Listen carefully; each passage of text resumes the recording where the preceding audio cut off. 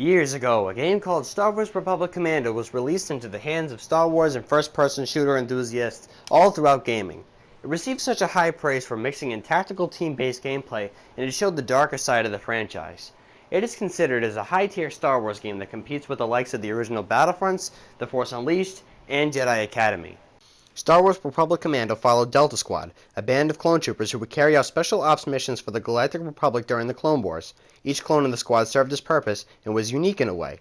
You as the player wore the persona as Boss, the leader of Delta Squad.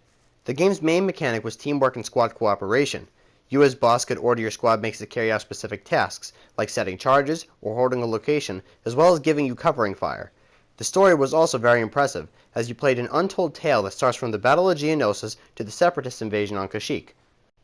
In this particular game, as said before, you get to see a darker version of the Clone Wars. Geonosians were scary as hell, Wookiees were brutal beyond belief and would help you destroy enemies, and Super Battle Droids were basically juggernauts that were hard to put down.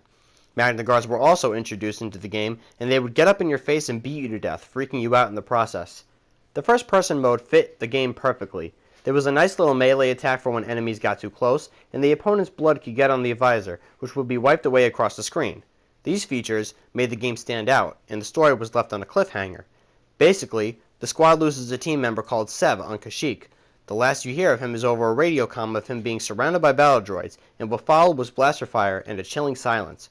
Boss wanted to go back to save Sev, but was ordered by Master Yoda himself to fall back. The game ends there, and fans were left wanting more and more. To tie players over, there was also a multiplayer mode pitting clone troopers against Trandoshians. The characters were completely customizable from the helmet all the way to the colors on the armor. The game itself was simply a masterpiece. Thousands of fans were expecting a sequel to Republic Commando. So many books and comics, legends, and stories followed with this video game, but nothing really can compare to playing it ourselves. When Disney took over and EA got the exclusivity deal for Star Wars games, fans kind of lost hope.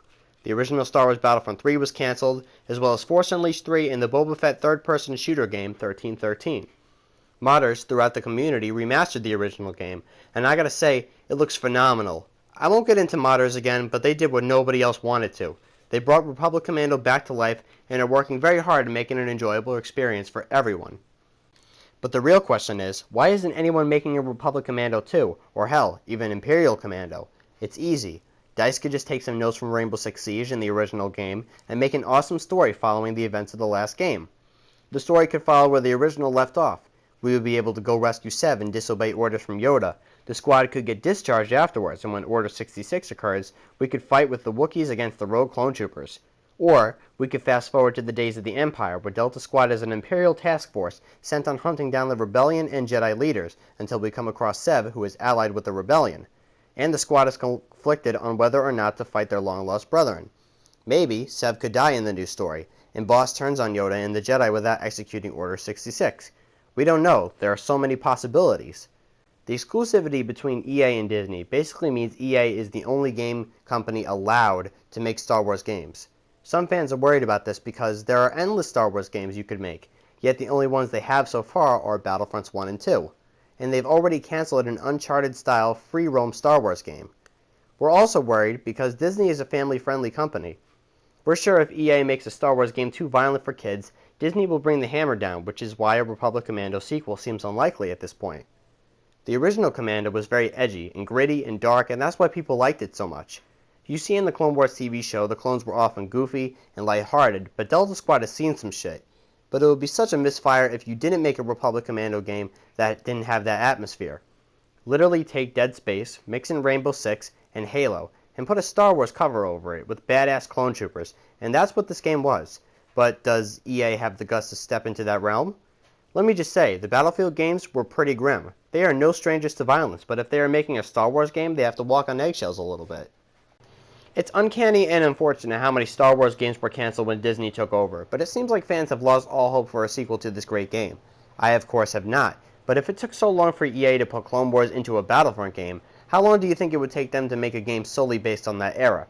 Only the future will tell what will become of the sequel. I hope they do make it personally, and if they do, don't put in stupid-ass loot boxes in it. Stop that shit. Like, right now. I hope you guys liked the video. Give this one a thumbs up if you think Republic Commando 2 or Imperial Commando should be released, and subscribe to the channel if you're new for more content. and I will see you guys on the next one.